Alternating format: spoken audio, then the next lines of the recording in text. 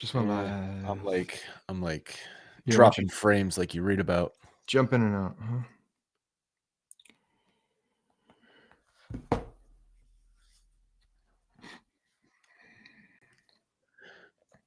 Refreshing the browser is like the new just blowing in the cartridge. Yeah, I don't know if everybody has this problem though, to be honest. Well, who knows what the problem is. Let me just confirm we're actually live because sometimes that's not the case. Okay, we are. Sometimes it's we have to wait for Cashman to do his stupid mouthpiece conference, and I feel like this is what we're doing as well. This is our stupid mouthpiece conference. Yeah, I mean, it won't be stupid and mouthpiece like his. We'll actually say things, but yeah, that's what it feels like right now because the season's over. What's up, everybody? Welcome to the Bronx Pinstripe Show. The season is indeed over. You did not hear from us after the last two games. That is because Scott attended both games and I went to the game 4, and it just didn't work out with recording.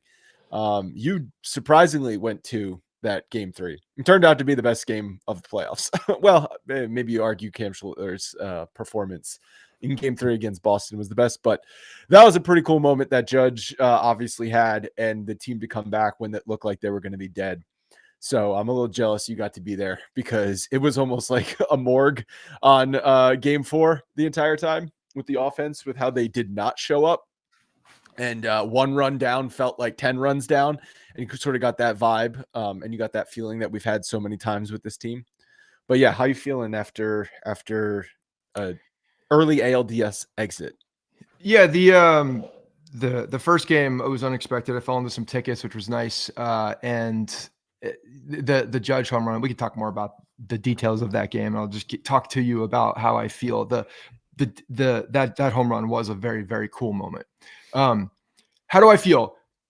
I don't know. I feel like the playoffs, walking into the playoffs, if you've been listening to the show, there has been an expectation almost for this team to fall on their ass and fall on their face. Actually, falling on your ass would be more graceful. Falling on your face is more like what this 2025 team is for ending the season. And so, I hate to say it, but relatively expected that this team, they are one dominant Cam Schlittler rookie performance guy who was in AA away from being outed in the wild card against the Boston Red Sox at home for 3 games. So did I think that they were going to go in, especially after the first 2 games in Toronto, like that was a massive feat that they would have had to overcome. And it's just not like what the makeup of this team is. After Judge hit that home run in game 3, you're feeling, like at that moment, like you got to win this game right now. Like that was exactly what I was saying. As soon as he hit that home run, I'm like, now you got to win this game. It tied the game, but you have to win this game now. And hope that the next day Schlittler comes out, gives you a really good performance. It's absolutely crazy to think that he would do the same thing. But damn, he was good. And you're just, you hope that you can get it to Toronto essentially at that point, because then who knows? I think it would have been very difficult. I think that the Blue Jays are probably one of the best, if not the best home team. And the Yankees have been terrible going to Toronto. So that would have been a feat. But again, you have a puncher's chance at that point, right? Get into the postseason, get into the tournament, and you have an opportunity because it's a one game series at that point. But this is not unexpected. No. Okay. All that rambling to say, Sadly. This is not unexpected. This is kind of what we thought was going to happen. And frankly, like the fact that they lost, not because of, but partially because of sloppy defense, sloppy play, lack of timely hitting, lack of hitting, is just, again, it fits what the blueprint of this team has been under the Boone era. Yeah. And frankly, the sloppy defense, the Jazz misplay, which would have been an inning-ending double play. Schlittler gets through the 7th at that point. Place is going nuts. 2-1 game. Now you're putting a hell of a lot more pressure on a Toronto team and a Toronto bullpen to hold this 1-run lead at Yankee Stadium with the crowd going buck. So who knows what the hell happens after that? But that was not the case because the Yankees fumbled away the fact that it was a close game. You blinked and it was what 5-1. Yeah. And yeah, they couldn't execute for the whole game. Who's to say that they're going to execute at all and make up 4 runs when they couldn't even make up 1? So after they won game 3, I was extremely confident going into game 4.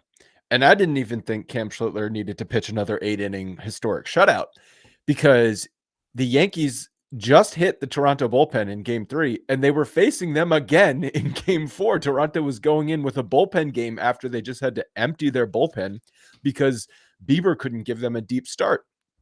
So I was actually feeling very confident going into game 4 that the Yankees would, at the very least, score runs. And like you said, maybe wouldn't have felt great going back to Toronto because of the track record there of both teams, Toronto playing well and the Yankees not playing well in Toronto. But even if you've got a 20% chance, okay, then you literally do the roll the dice thing in a game 5 winner take all. But they couldn't even get it to that point, just like they couldn't last year in the World Series get it back to LA. Even though they had the game in hand against LA, they never had the game in hand against the Blue Jays in game 4. But I thought going in, they should have been and were massive favorites. I think we were talking in our text chat. They were minus 194 odds. Like that is for a playoff game. Because it's the bullpen game. It's exactly what you said. They literally just faced all these guys the night before and crushed them. Yeah. And so when you have a guy who's starting the game, opening the game, that, gave up the biggest emotional hit of the playoffs and Judge's home run, then you feel like you are at an advantage. And usually when you're facing that many guys, Toronto needs that many guys to be perfect. And it's exactly what we've seen from this offense.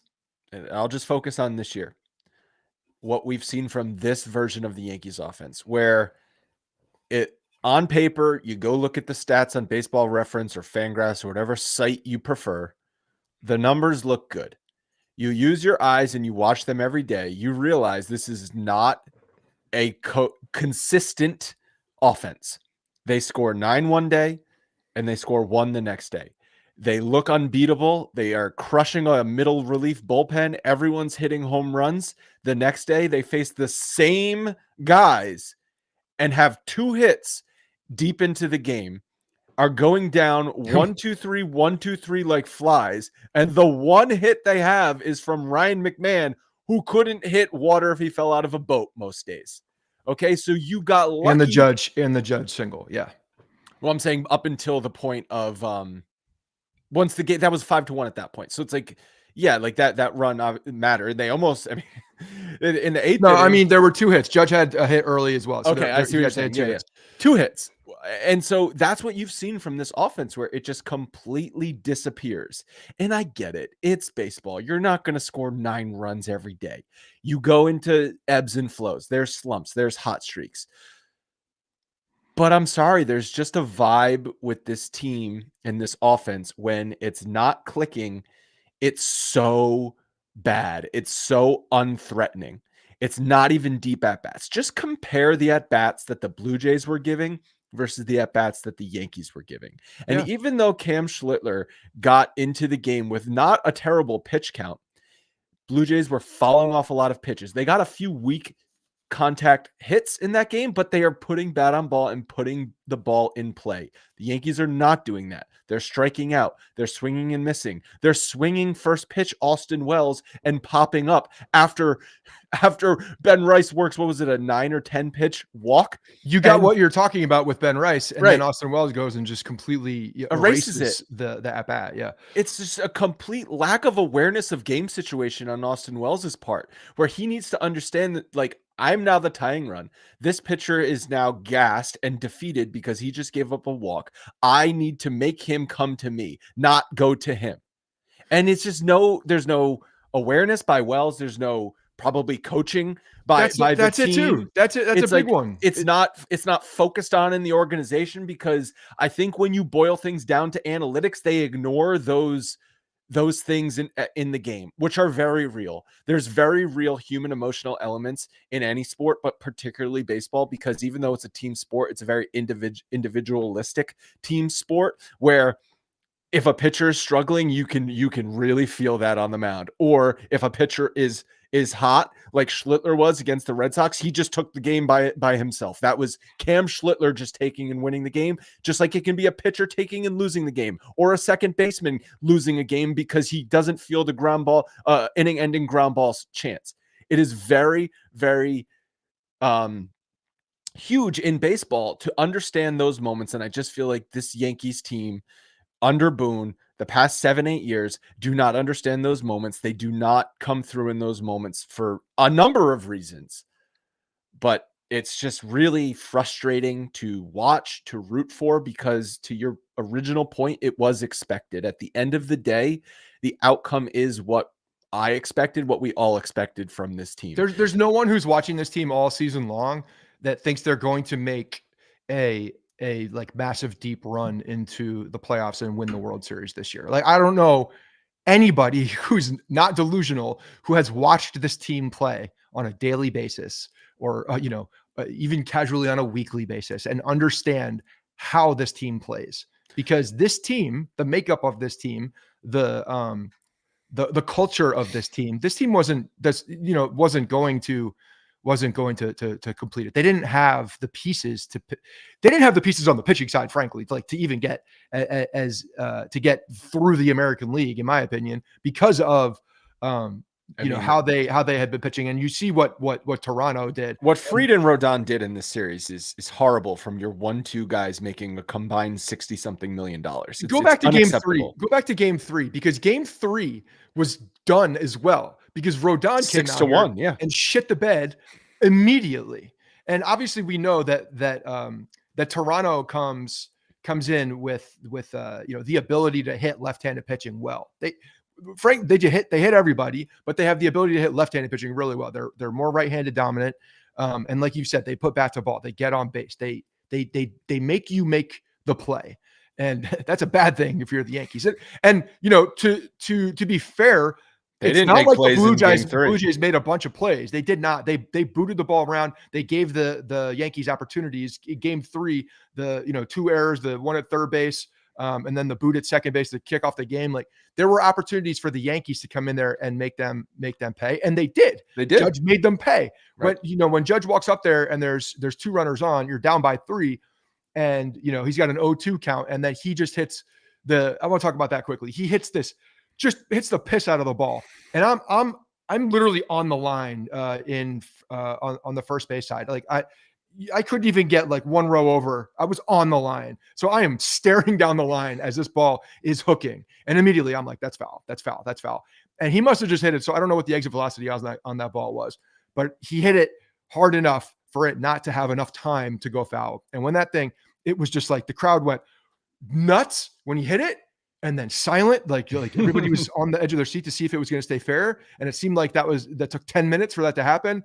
And then you hear the bang off the pole, and the place goes bonkers. Stadium was shaking. It was awesome.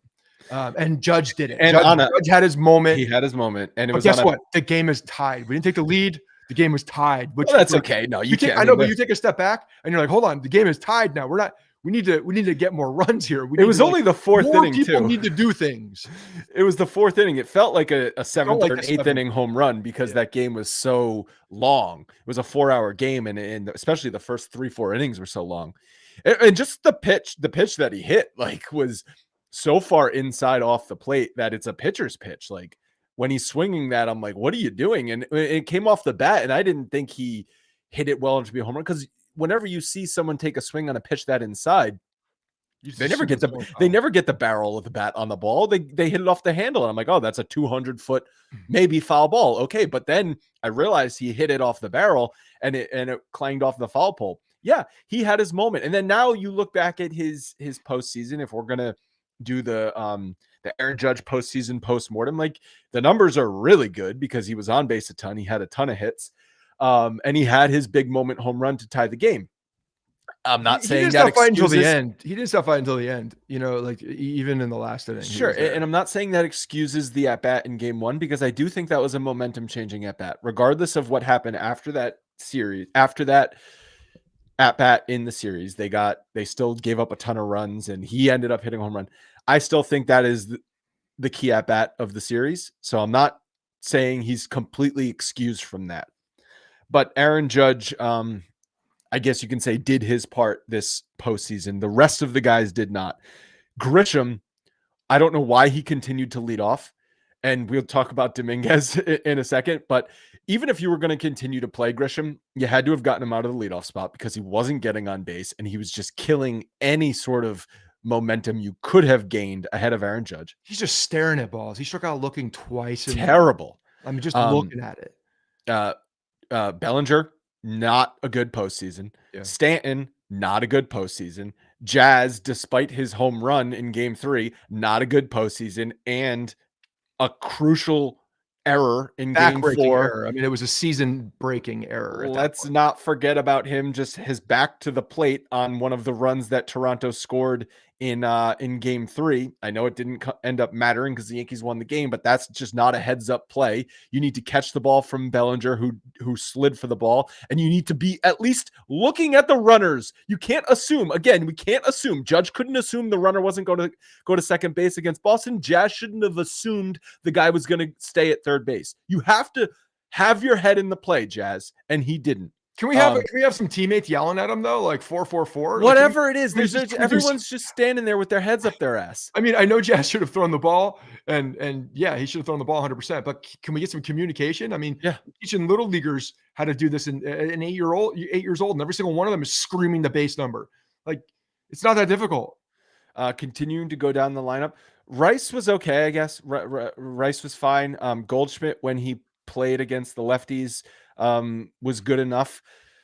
Volpe, he had a home run off of Garrett Crochet, and then he was beyond bad the rest of the way, and especially in this Toronto series. What did he strike out? 9 out of 11. His last 11 plate appearances were strikeouts. Yeah. And not just like striking out, looking completely overmatched at the plate. Like, he doesn't even belong in the major leagues overmatched. Like, he looked like he was a little league player that got picked out of the stands of you win an at bat, kid, go up there. That's what he looked like. And he was getting booed viciously after his final strikeout in game 4. And Neil made the point of the only reason Boone pinch hit for him in the 9th inning is because he knew how bad the crowd was going to be when he eventually struck out again. And he puts up Jason Dominguez, who doesn't swing a bat for 2.5, 3 weeks, and ropes a double. And you're just sitting there like, of course this happens. I'm sitting there watching this. I turned to Logan. I said, Dominguez is going to come up, and he did. We were both talking about it. Dominguez is going to come up. They're going to pinch it for Volpe. You have to. And I'm like, I was like, when he hits a double, I'm leaving because it's bullshit. And I didn't leave. I stayed just for a little bit longer, and then watched the final out in the concourse. But you know what? Like, first of all, his swing, he had a couple like beautiful looking swings in that at bat, and then ropes a double. It's just like a microcosm to what you're looking at here. You play the same guys over and over again because that's just what you do, and because that's the script and that's how you have to do it, and whatever your reasoning, Boone. And then this kid who literally doesn't he doesn't sniff an at bat, he doesn't sniff the base path, he does nothing. This goes back to before the playoffs when you and I were talking, and I'm sitting here like, what?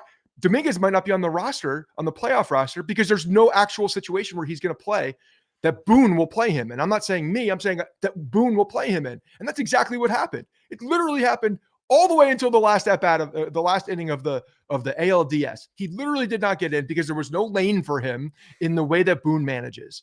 And they can't trust him on defense. So what are you going to do? And they just didn't play him at all. And he ropes the double. At least give me, try to give me a spark. Like, the kid from the left side is very good. Yeah. He hits line drives. He has the ability to impact the game in a way on the base path with the bat. He's got a lot of dynamic attributes to the way he plays baseball. And you have Grisham, who has been terrible, has one attribute. One. Occasionally he falls into a home run and then holds his sword out there like he's posing for the picture. And that's it. That's it. Listen, you can't take away from Grisham's I'm not season, taking away from Grisham, but you know what? but When look when at it's in front of you and you yes, have the ability to make that change and at least try to get something different, yeah, that's baseball. That's like feeling how the team is rolling. right. That's feeling the game, knowing that you have a young guy on here who gives you energy in multiple capacities, just still sitting there. Try that out because nothing else has worked. Grisham was struggling towards the end of the season and struggled all postseason. I thought Dominguez definitely should. I would have started Dominguez game 3. I thought after game 2, that was the final straw for Grisham. You've got to get new blood in there, young blood in there with Dominguez. Now, listen, just a quick aside on Jason Dominguez. For whatever reason, early in the season, they deemed him not an everyday player. They were platooning him in the outfield. They wouldn't play him when there was a left-hander on the mound. They took him out for defense early. They decided the 21-year-old rookie phenom is not an everyday player. They didn't let his play dictate that. They just decided that. So going forward, if that's how you're going to treat Jason Dominguez, then I'm sorry, he's got no future with this organization. He won't be able to properly develop. Trade him at that point. See if someone will give you a prospect or a pitcher for him. What's the point? They're just going to do the same thing with the other prospect. Well, but my point is, next year, either commit to Jason Dominguez or don't. And if you have decided, if you have your probably at this point 100 deep nerd department and they've decided Jason Dominguez cannot hit left-handed pitching, then you know what? Only make him a left-handed hitter. Tell him, Jason, you're no longer a switch hitter. You're only hitting left-handed. Learn how to hit left-handed pitching from the left side if you're more comfortable from the left side. And just do that. And just play him in the outfield. Just go let him play. Yeah, because early in the season, when you don't give him the reps and the ability, and frankly, like he wasn't a problem in left field when he played. He wasn't. No. Is he a Gold Glove left fielder? No, he's not. Will he ever be? Probably not. But you will never know how he develops unless you actually play him out there and give him an opportunity to improve. And when you don't get the reps early in the season, I remember talking about this in April. When you're not giving him the reps early in the season, then you're going into the back half of the season into the playoffs, and this kid hasn't developed. You're not giving him the opportunity to be a better player when you absolutely need him to be that better player. And here we are, no trust because you didn't give him the opportunity to earn any trust. And then he doesn't get played. And now you're missing one of the better bats on that plays the game differently. Also, it gives you a different look. One of the more dynamic players on your team, athletic, can run, can go first to third faster than anybody. Yes. Yeah. He can hit for a little bit more average. Like he's not a guy that's going to be home run or bust. His line drives might go over the fence. And that's how he's hitting his home runs. He's not sitting there trying to hit moon balls every at bat. He's trying to hit line drives. It gives you a different feel and it gives the pitchers a different type of guy to get around. Anyway, whatever. I don't think Trent Grisham, despite his 30 home runs this year, earned the right to just play no matter what. Trent Grisham is not a play him just because no matter what, no matter how bad of a slump he's in player. No. And you should have gone to someone else at that point. Quick aside, I know I said this earlier in the year, but Paul O'Neill had a great line. It was not this season. It was previous season where he was in the booth with Michael Kay, and Michael Kay was talking about how O'Neill ended up hitting left-handed pitching fairly well over his career with the Yankees. And Michael Kay said something along the lines of, how come you, or it was like, how come you had this reputation of you couldn't hit lefties when you came over to the Yankees? And he said, because I never played against lefties in Cincinnati. And then I got here and Buck Showalter started him against lefties. And O'Neill's like, I don't play against lefties. He's like, you do now, go figure it out. And he figured it out. Baseball guy. I am confident that Jason Dominguez can be a respectable. Is he going to be an all-star caliber hitter from the right side? I don't know. Maybe not. But I'm confident enough he can be respectable, playable from the right side because he's dynamic from the left side. And I'll take that. Yeah, or like you said, just stay on the left side. Whatever it is. And learn how to hit the other angle. And it's these types of decisions why I am so over Boone, and I don't understand how anyone can think otherwise. It's the in-game decisions, it's the lineup decisions, it's the team culture, it's the lack of fundamentals. It is a laundry list of shit with this team. Is that all on Boone? Of course not. I'm not stupid. I'm not naive. I know that's not all on Aaron Boone, but he's the manager and there needs to be, you got to cut the head off the snake at some point. And I think him and his entire coaching staff needs to be blown out of this organization, and you need to do a reset, and you need to evaluate every single position on the diamond with the exception of Aaron Judge. You're not going to reevaluate him. You can't reevaluate Max Fried, Garrett Cole, and Carlos Rodon's contracts, okay? Those guys are on your team no matter what. Everyone else needs to be reevaluated and looked how we can upgrade this. Yeah, I mean, preaching to the choir here, preaching to the abyss, because that's unfortunately what it is. It's the and there's been a lot of talk after the season. Bulls NYY fan is in the comments right here saying that Cashman needs to be fired, but before he, oh no, the one before they said Cashman is responsible for the roster decisions. There has been a lot of conversation about the roster decisions and the way that they have formulated this roster. Even you see the post game on Fox, right? You have A-Rod and Jeter actually talking about this and saying that this team was not there, but they kind of exonerated Boone to an extent. And Boone actually has been getting kind of credit. Like, people have been giving him credit. It's just, yeah, which is pissing me off. Really, it's really pissing me off because it's like I understand that Cashman is making decisions for the roster.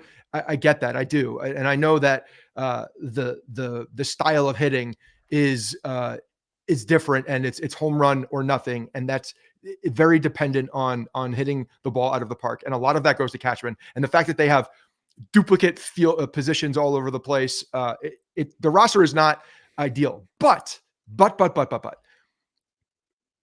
Boone's culture points in this team, to me, is one of the biggest reasons and why the talent doesn't play the way that they play. The fact that, like, you know, I didn't see what Jazz said or hear what he said, but I can promise you something like this. You know, I made a mistake. You know, I got to forget about it. My guys will pick me up. Instead of, I let my team down. That cannot happen. That in that situation, I have to make that play. There's no excuse for it.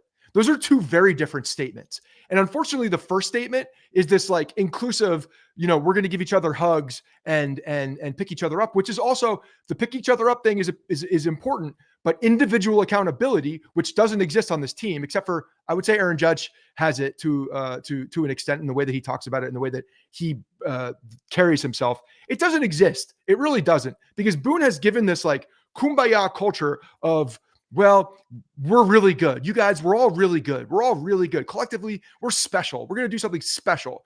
Instead of individually focusing on the accountability, and you have to do your job so that the entire line works. Because if you don't do your job, if your cog is not right, then the machine breaks. And the fact that there really is not that accountability throughout this team is a problem. It's a real problem. And that is Aaron Boone. That is Aaron Boone. And that has been Aaron Boone ever since. The fact that Jason Dominguez can't play after Grisham, who's not going to be on this team next year, is continuing to play because he hit 30 home runs out of the fucking blue. And he's just going to continue to hit after he's looking terrible. Volpe just keeps playing because he looks terrible. These are all just, you know, I'm giving you a hug because it's okay, and I'm going to play you the next day, rather than saying, those at-bats were bad. You need to be better. Caballero's getting the start today. Right. Light a fire under someone's ass. That's Boone. That's Boone. And I'm sorry, but when you have talent on a team, you have to manage said talent. And there's different ways to do it. I know he's the great communicator and all these things. Torrey, who nobody gave him any, like, outward credit for being this, like, communicator in the way he talks. He communicated through action. He communicated through the way that he had individual relationships with his players and the way that they felt they had to do things. That's how he communicated, and he got results from that. It worked. Boone coddles. He coddles, and it doesn't work. Doesn't work. And it's the reason Girardi got fired. Yeah. And that's when the fundamentals of this team broke down, is when Boone came in, and it slowly deteriorated over time to the point where we are now. And to your point about how he coddles and just treats it like, oh, we'll get him tomorrow. Oh, Volpe, keep going out there. It's a war of attrition. You got to keep going out there. Maybe that's one approach to take in May, June, and July. That's not an approach to take in a do or die game in October. Like, you have to manage. Those should be managed differently. And I use this example because I wrote this down, and I remember saying this to you and Logan while we were sitting there watching. Why is Doval coming into a game that's at that point 4-1 or was it 5-1, whatever it was, in the 8th inning instead of Bednar when you are literally about to be eliminated? You can't give up more runs. I don't know, but as soon as I saw Duvall coming in, I said, I turned to Logan and I said, he's due for a shitter right now because he's not as good And as he he has been over immediately the gave last up 2. 2 hits. Yeah, But immediately. the point is not that how good Duvall has been. It's that you are in the 8th inning. You are down at that point. What was You throw your best guy. You can't give up any more runs because you're going to be eliminated. You bring in Bednar. It's now Bednar's game, Boone. You have to manage it like it's Bednar's game, not Doval is the next guy on the list I was planning on going to, so I'm going to him here. There is no tomorrow, dumbass. Yeah. Yeah, man. Even like, at the end, like his press conference, which I knew was going to just make me fume. I couldn't watch it. I started watching 10 seconds in. I was like, I'm going to freaking punch a hole in the wall. I have to turn this I off. watched for like the first 4 or 5 minutes. And then I got to the point where he said, this was a special group. We were going to be, we were close to doing special things or something like that. And I'm like, you not close, not even remotely close to doing anything special. There was nothing special that was done except for one home run that was hit. And a guy that tried to carry you as much as humanly possible. Like that was a special moment. That was a moment that, went against kind of the way you manage, but there was no way in no shape or form that this team was going to do anything special this year. This was not a special bunch. Even Goldschmidt was talking about it at the end. Now this is a special bunch, like a veteran guy who's, been in an MVP and had a tremendous career, got brainwashed to a point. And that's what, there's this kumbaya brainwash culture that Boone instills in his guys, saying like, hey, you're good. No matter what they say, no matter how many times you strike out, you're good. You're good. You keep going. You just keep doing that same thing. It'll turn around. Don't change. Don't affect the way you're doing. Don't make adjustments. Just keep going. Just keep going. It'll eventually work. And I feel like that is just top to bottom. That's what we're dealing with. That's what we're dealing with. And the fact that nobody in the organization can identify this and see what everybody else on the outside is watching and seeing. People. Well, how many years in a row does it have to end this way for eventually Hal to be like, okay, enough is enough. Like, let's try something new here. Yeah. Julio, I saw the I'm under contract line and he logged out until today. That's true. Well, I do want to talk. Like, do you have any, any worry or any thought that you may not be coming back? He said, no, I'm under contract, with a smirk, a shit eating grin. So at the midpoint in the season when this team was wallowing in 500 baseball for months, I thought if they miss the playoffs, he will be fired. I think at that point, you can't collapse that bad. He would have missed the playoffs for a second time in his tenure. I did actually believe Hal would be forced to make change if they made the playoffs, if they missed the playoffs. Once they made the playoffs, they actually tied with Toronto for record wise. So, they have that on paper as well, which they probably look at, hey, don't look at the fact that we shit the bed against Toronto all season and Boston, which is why we didn't win the division. And the last month was again against the basement cupcake opponents. Yeah. But fine. They made the playoffs. And I'm like, even if they lost the Red Sox series, I didn't think Boone was going to get fired. I thought the Red Sox could have done it. When you lose, you lose at home in 3 games at home, in the wild card to the Red Sox, that 100% grounds for firing. But no, they unfortunately stretched it out. Even if there was a 2% chance he was going to get fired if they lost the Red Sox series, winning the Red Sox series erased any doubt that he was coming back. And they got embarrassed in this series, despite the fact that they pushed it to Game 4. They got embarrassed in this series in more ways against Toronto. I'm saying in more ways than one. But I have zero doubt Aaron Boone will be back next year. And that's sort of not because he deserves it. I guess brings me to our final point here, our final announcement. This is our last year covering the Yankees every single week on the podcast. It's been 11 years. This was our 11th season. We went into this year doing things differently already because in previous years, we We recorded after every series, sometimes even more often. We would have like a third episode every week, maybe with an interview or something like that. I don't know what our tally is up to. It's got to be close to 1,000, if not over 1,000 episodes at this point. I think It's over 1,000. You always say it's. I think a couple have been lost to the ether, but it was 11 years of podcasting every single week during Yankee season, covering every single game, every moment to the best of our ability. Yeah, for 10 years we didn't miss 1 week. Yeah, this year we obviously scaled back a bit, and I actually I liked it less. I felt more disconnected, and it's not just because we were doing it less. Like life has also gotten crazy, but my passion for this team has diminished, and I think it's directly tied to how the organization is running things with Aaron Boone, with how Brian Cashman has done things, with seemingly their attitude of our shit don't stink.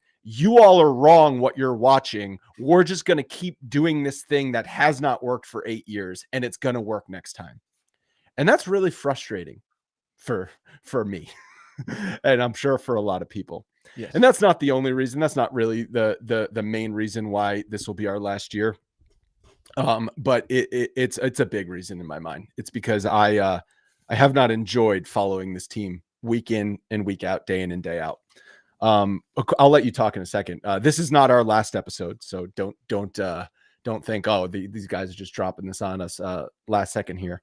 I'm hoping Cashman does a end of season press conference because he didn't do one last year or the year before. He waited until the winter meetings and then jumped down Joel Sherman's throat. So we'll see what happens this year. I hope he does one. We will do an episode covering that. And even if he doesn't, I'm sure there will be news coming out over the next couple of weeks that we'll want to chat about. And so there'll probably be one more episode in October.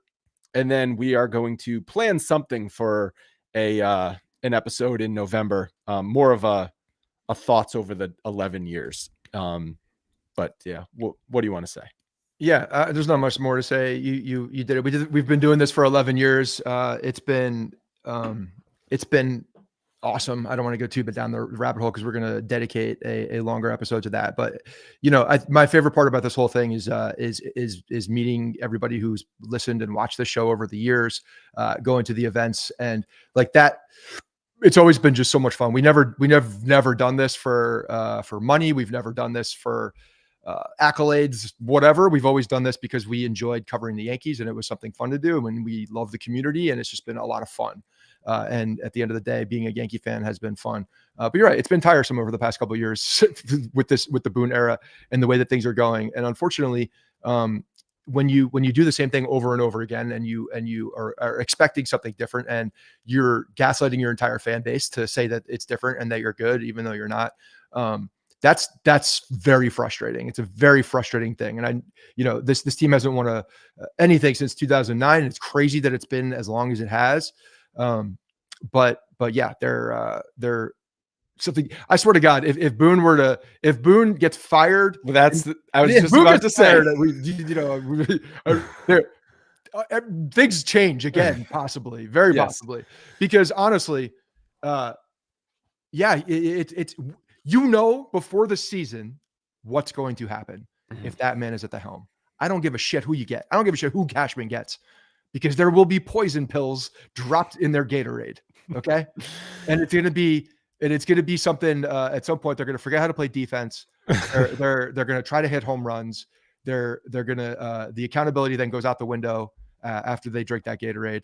And you just become a different player, unfortunately. Well, here's the thing. So you and I, throughout the season, when we were kind of admitting to ourselves, like, yeah, this is probably going to be our last year, we always had the caveat of, but if Boone gets fired, maybe it won't be. So yeah, I'll put that caveat in there. If Boone gets canned, that might reinvigorate me. The gif of the Undertaker waking up off the mat, that will be me if Boone gets fired, because I will be reinvigorated. Not just because I want to see Boone go and I don't like his managerial style, but I will actually be bought back in that they are trying to change things. And until they do that, I don't believe they're trying to change things. Like you said, no matter what players come in and out of the door here. And so for that reason, that would definitely reinvigorate me if they were trying to change, even if it doesn't work out. Like at least after 8 years, I think you've seen enough sample size to say this ain't it. Yeah. Yeah, and that's top to bottom. Top to bottom when when the organization won't acknowledge that as well, and won't hear the cries. Everybody always goes back to the cliche of oh, George would be rolling in his grave. You know what? There was an element of what George did that was in response to the product and how the fans were receiving the product. And if you want to talk about one thing that never carried over, that's a big one. You should listen to the fans. They are your customer base. They are the people that allow you to to bring these players in, to fill that stadium, to get the media deals that you can. The fans are the reason why. Overwhelmingly, the fans are extremely dissatisfied with the product, no matter who the players are, extremely dissatisfied with the product that is on the field. And a big reason for that is the way that they conduct their business. And that goes to the manager. That goes to the GM. There's one person and one person alone who can do something about that. And it should be the guy that's listening, ear to the ground, to what the fan base is saying, to what the buzz is on the street, what the ghosts are whispering from above. They should be listening to that. He should be listening to that. And unfortunately, he's just, listening to his pile of cash and listening to trying to hear the ocean. Collecting the 50-50 raffle. Sitting on his collecting the 50-50 scam and trying to to hear something sitting on his Scrooge McDuck pile of coins. Well, listen, in one aspect, Hal shouldn't be reactive to everything the fans are feeling, because fans are inherently emotional and you can't react one, but this is not a gut. This is not a gut reaction. We're not saying that. We are saying they're dissatisfied over an 8-year stretch, nearly a decade of mediocrity. Okay. Don't give me the fact that they were in the World Series last year. I won't say it again, but just look at who they played and look at who they had to play. Look at how it ended. The American League, despite the fact everyone's saying it's a bad American League, I actually think there's a lot of competitive teams in the American League this year. All the teams left in the playoffs right now, you still have Seattle and Detroit, those two very competitive teams. Toronto, obviously very competitive team. The Red Sox, even despite their flaws, very competitive team, way harder than what was in the American League last year. And that's, I think, the reason why the Yankees were not able to just sort of stumble their way through. And frankly, when you're looking at the way that the season ended last year to this year, it's very similar in the way that the series ended, the World Series, getting your ass kicked with not executing and strange decisions in LA. Same thing in Toronto, getting your ass kicked. Obviously, Toronto was way more of an ass kicking than what LA was. But then coming back, getting it to the almost going to send it back to the other place. Just enough of a carrot in front of you. And then defense coming in and just being the nail in the coffin for how the season ends, to a bullpen game in both years, to a bullpen game. In a bullpen game. So yeah, a lot of similarities, a lot of 1-to-1s in how that season ended. And that alone, you look at that. Why? There's something there too. Read the tea leaves on that one. Something there.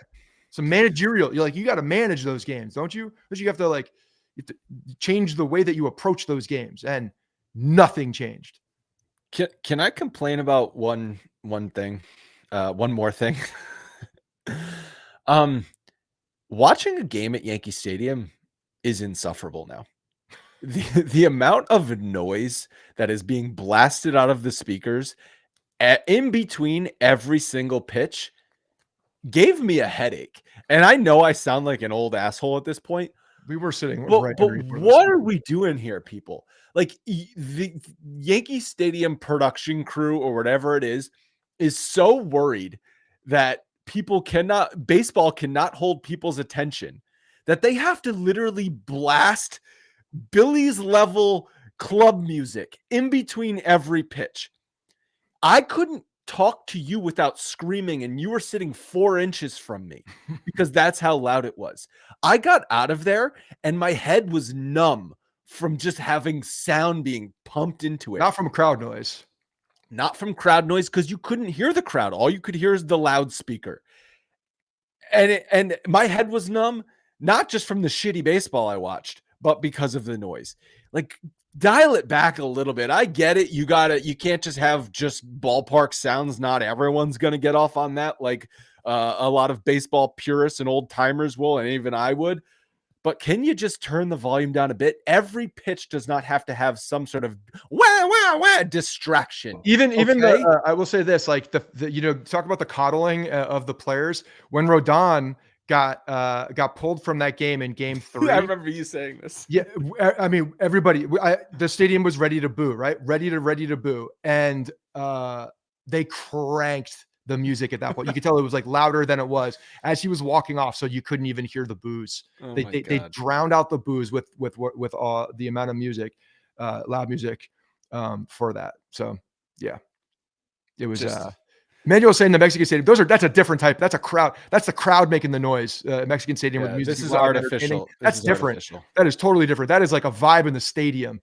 I'm not talking like about soccer match. I'm not talking about walk-up music. Obviously, walk-up music is cool. Bullpen entry music is cool. But also, we noticed, why are you dimming the lights and playing music when the opposing bullpen is coming in? Like, you need to be blasting lights higher.